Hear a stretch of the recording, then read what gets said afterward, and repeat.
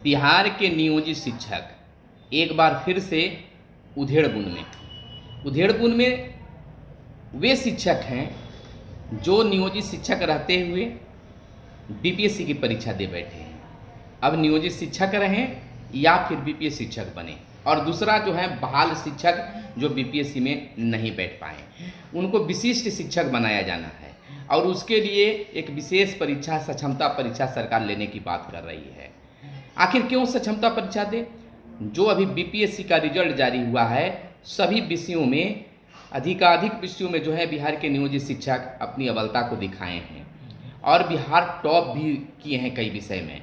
तो इसमें सक्षमता तो अब वो दिखा दिए, बानगी अपनी दिखा दिए हैं कि हम सक्षम हैं। हालांकि ये दस्ता परीक्षा देकर, पात्रता परीक्षा देकर बहाल हैं।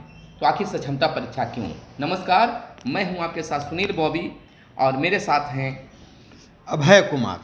तो आज हम दोनों जो हैं बिहार के नियोजित शिक्षकों के वर्तमान, भूतकाल और भविष्यकाल तीनों चीज़ों पर चर्चा करेंगे। तो अभय जी, अभी जो बीपीएससी का रिजल्ट निकला चालू भी है, यानी कि जो उसका लेने की प्रक्रिया है वह शुरू भी हो गया है, जिसमें कुछ नियोजित शिक्षक भी बैठे थे, जिसमें वह अव्वल आए हैं और बहुत से उत्तीर्ण भी हुए हैं। तो जितना मान लीजिए कि 60,000 भरे बैठे थे, उनमें से बहुत सारे शिक्षक मैंने अधिकाधिक शिक्षक पास कर गए हैं।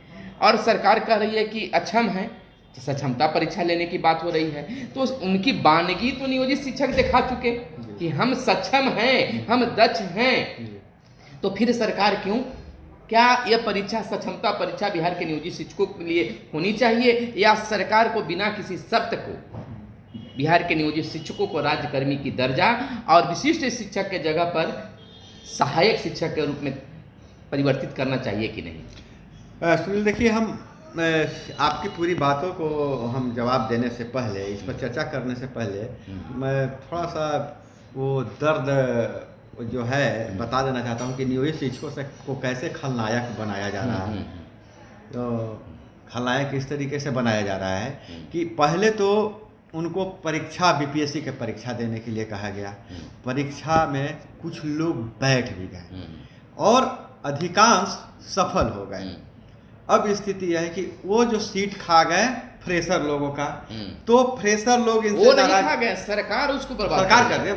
मैं वही बात कर रहा हूँ। तो एक तरफ से फ्रेशर लोगों की तरफ से, पब्लिक की तरफ से शिक्षकों को, नियोजित शिक्षकों को बदनाम किया। दूसरी तरफ सरकार अब कह रही है कि जो परीक्षा नहीं दिए हैं उनसे हमको सक्षमता परीक्षा लेंगे।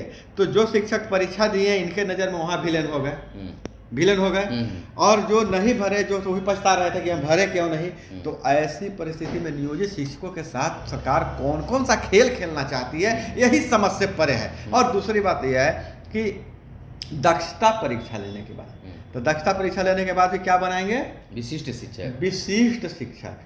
दस्ता परीक्षा लेने में सक्षमता परीक्षा लेने सक्षमता परीक्षा लेने के बाद बनाएंगे विशिष्ट शिक्षक। अब कहेंगे कि सहायक शिक्षक बनने के लिए बहुत सहायक परीक्षा लेंगे। हाँ, बिल्कुल यानी कि हर चीज आपको हम देंगे, प्रमोशन करेंगे तो उसके लिए भी परीक्षा देना होगा। जबकि अब बहुत सारे शिक्षक जो हैं सर, वो कई साल भर के अंदर, कोई 2 साल के अंदर में रिटायर भी करने वाले हैं। हम बात आने वाले शिक्षा रिटायर कर रहे हैं, शिक्षकों की समस्या बता ही नहीं रहे। हम कह रहे हैं कि शिक्षकों को आप कह रहे हैं कि सक्षमता परीक्षा देना है, बीपीएससी परीक्षा देना है। आप भी किसी भी परीक्षा की तैयारी के लिए सरकार से हम कहते हैं कि जब आपको चुनाव लड़ना होता है तो 1 साल पहले से आप तैयारी करते हैं और कोई काम नहीं देखते हैं। जबकि शिक्षकों को पठन पाठन करना है। जब वो खुद की परीक्षा की तैयारी में लग जाएंगे तो छात्र छात्राओं का पठन पाठन कितना प्रभावित होगा। आप भविष्य के साथ खिलवाड़ कर रहे हैं शिक्षक। जो शिक्षक 15 साल 20 साल पठन पाठन का काम किया, पढ़ाने का काम किया, उसमें आप सक्षमता खुद ढूंढ रहे हैं, जो सक्षम है कि नहीं है। बीपीएससी परीक्षा में पास होने के बाद शिक्षक तो ये दिखा दिए, मानगी के रूप में दिखा दिए कि जो नियोजित शिक्षक बहाल हैं वो सक्षम हैं और बेहतर शिक्षक हैं। हमारे बिहार में वो कहावत है सर, बिहार में वो कहावत यही है ना कि गुरु एक दाव रखिए के चलता है। तो गुरु तो पटकनिया दे दिए, अब गुरु जी की आप क्या परीक्षा लीजिएगा? गुरु जी तो ऐसा परीक्षा आपका ले लेंगे ना कि समझ में नहीं आएगा। आप हमेशा इनका परीक्षा ले रहे हैं, परीक्षा, लेकिन इनके धैर्य का परीक्षा सरकार नहीं ले। मेरा कहने का मतलब है कि परीक्षा आप लीजिए, लेकिन अब धैर्य का परीक्षा ले रहे हैं। और दूसरी बात यह है कि अगर नियोजित शिक्षकों को जब करना ही है आपको, तो फिर ये नाम एवं नया कुछ विशिष्ट शिक्षक क्या है? एक ही विद्यालय में, एक तो पहले ही पढ़ शिक्षा विद्यालय में गुणवत्तापूर्ण शिक्षा आपको दिवाना है, शिक्षक दे, इसके लिए एक ही विद्यालय में कई कैटेगरिया के, कई समवर्ग के शिक्षक रखने का क्या तात्पर्य है? अच्छा, आप बताइए, आपको जानकारी है बीपीएससी से जो जाएंगे उनको कौन सा शिक्षक कहा जाएगा? अलग अलग नाम से हो जाएंगे। सहायक शिक्षक होंगे कि बीपीएससी वाले शिक्षक होंगे? ये कोर्ट शिक्षक होते हैं, वो हाई कोर्ट शिक्षक है, एक शिक्षा मित्र है, उसके बाद एगो है स्टेट शिक्षक, टेट वाले हैं, टेट शिक्षक, तो बहुत सारे नाम दे दिया गया है। इसमें बच्चों या अभिभावकों के दिमाग में क्या जाता है? आपने पात्रता परीक्षा लेकर उनको बहाल किया, उस जो बहाल शिक्षक है उनकी दस्ता परीक्षा लेकर, तो अब बताइए कि दस्ता के बाद सक्षमता होता है क्या? आपने सर्टिफिकेट दे दिया कि दक्ष हैं, दस्ता का मतलब, तो फिर दस्ता के बाद में फिर सक्षमता, ये किसने नियम बना दिया कि दस्ता के बाद सक्षमता भी होता है? तब सक्षम है कि नहीं सक्षम है, ये कौन हो गया भाई? तो ये तो ऐसा नहीं होना चाहिए। नाम भी देना चाहिए तो कुछ उस ढंग का देना चाहिए कि जो सटीक बैठे।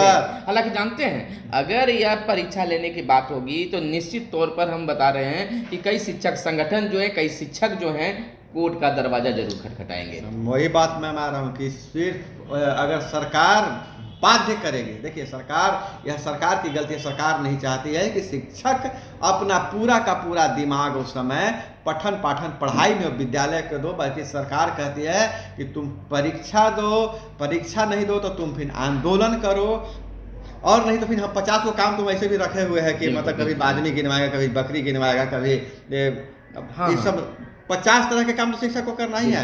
और एगो नया एक काम दे रहा है कि तुम दिन भर सड़क पर हो, आंदोलन पर हो।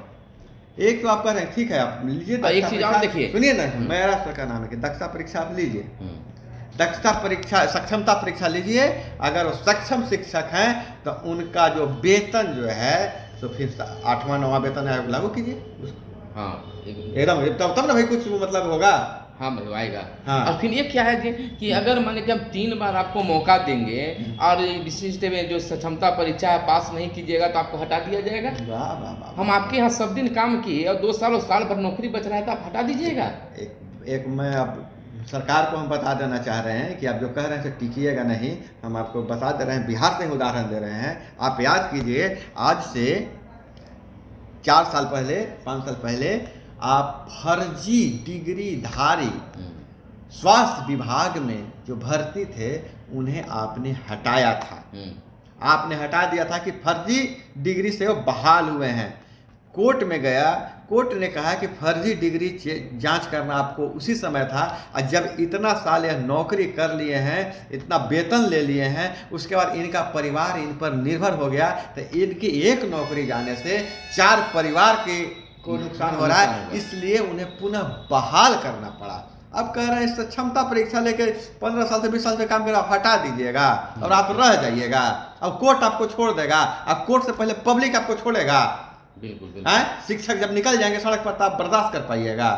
तो शिक्षक, नियोजित शिक्षकों से अपील है कि कभी भी आप लोग मिल के रहिए, पहले संगठन के में बटिए नहीं कि हम ही शिक्षक हैं, हम ही शिक्षक हो गए, उच्च शिक्षक। एकजुटता से सरकार के खिलाफ, अपनी मांगों के खिलाफ, मांगों के पक्ष में नहीं। बिल्कुल सर, जैसे लाया गया था कि जो शिक्षक नियमावली जो बना है, विशिष्ट शिक्षक नियमावली 2023, इस पर मांगा गया था राय आपको ऑनलाइन के माध्यम से वेबसाइट पर, तो 1 लाख से ज्यादा शिक्षकों ने अपनी राय वहां तक दे दिया है। ऑनलाइन भी दिया है और ऑफलाइन भी दिया है। तो इसमें अब सरकार को, अब तो समझिए 1 लाख से ज्यादा, क्या उसको पढ़ा जा सकता है? तो जो मुख्य रूप से मिला है उस पर जरूर सर, और ये निश्चित तौर पर कि 2-3 मांग सबको सभी रखे हैं। सबसे पहला तो कि परीक्षा नहीं होनी चाहिए, बिना शर्त का दर्जा, और विशिष्ट शिक्षक और फलना शिक्षक के नाम हटाकर सभी शिक्षकों को सहायक शिक्षक पद, एक काम, एक नाम, होना चाहिए। बिल्कुल। हाँ। तो ये सब जो चीज़ें हैं, दूसरी बात कि शिक्षक, नियोजित शिक्षक जो हैं यानी कि 20 साल और 18 साल से सर्विस कर रहे हैं और उनको न तो कोई लाभ मिल पाया है, अभी प्रमोशन नहीं मिल पाया है, और 18 सालों से न किसी को तबादला हो पाया। अरे गुणवत्तापूर्ण शिक्षा के लिए सबसे पहले उनको आप प्रमोशन दीजिए और तबादला जरूरी है। एक ही शिक्षक जो है एक ही विद्यालय में लगातार 18 सालों से 15 सालों से है, तो उसमें थोड़ा सा उत्साह कम हो जाता है। उत्साह कम, देखिए बात बता रहे हैं हम, उत्साह और एथी की बात ही नहीं कर रहे हैं। पहली बात है कि तबादला, शिक्षकों की तबादला उनकी मर्जी से होनी चाहिए। शिक्षक जब जवान था, जब उसमें एनर्जी था, युवा था, तो आप उसको कहीं भी जाकर उसने नौकरी कर लिया। लेकिन जब वह शिक्षक 10 साल 20 साल नौकरी कर लिया, 40-42 साल हो गया, 45 साल उसके माता पिता बूढ़े हो गए, बाल बच्चे बड़े हो गए, तो बाल बच्चे माता पिता को देख रेख करने के लिए अगर 50 किलोमीटर देख रेख करना, वो सब ध्यान में रखना पड़ेगा। उनके बाल बच्चे बड़े हो गए हैं, शादी ब्याह करना होगा, तो नहीं, बहुत सारे शिक्षकों को ये है कि बाहर से आकर दूसरे जिला वही बात मैं कर रहा हूँ, तो उनको कम से कम अपने जगह पर भेजने चाहिए। वही बात मैं कर रहा हूँ कि जब जवान थे तो ये मतलब ठीक है, दूसरे जिला में आकर लिए। आज जब उन 10 साल 20 साल नौकरी कर लिए तो उनकी घर की परिस्थितियां बदल गई हैं, उनके माता पिता बुजुर्ग हो गए हैं। तो ये अमानवीय कार्य है कि किसी बुजुर्ग को उसके परिवार से दूर आप कर रहे हैं, और उनकी भी उम्र हो गई है, बाल बच्चे बड़े हो गए हैं। कहने का तात्पर्य है कि नियोजित शिक्षकों की मांग जायज है और बिना किसी शर्त के राजकर्मी का दर्जा मिलना चाहिए। सबसे बड़ा सरकार से तो ये मांगा, नियोजित शिक्षकों से मेरा अपील है, अपील यह है कि आप एकजुट होकर एकदम सरकार के इस तानाशाही रवैये के खिलाफ जो भी है आवाज़ उठाइए, हर प्लेटफॉर्म पर आवाज़ उठाइए, आवाज़ उठाने वाले को समर्थन दीजिए। तो इस वीडियो के माध्यम से भी आप आवाज़ उठा सकते हैं, अपनी बातों को कमेंट बॉक्स में लिखिए, भर भर कर दीजिए कमेंट, ताकि सरकार तक आपकी बातें पहुंच सके।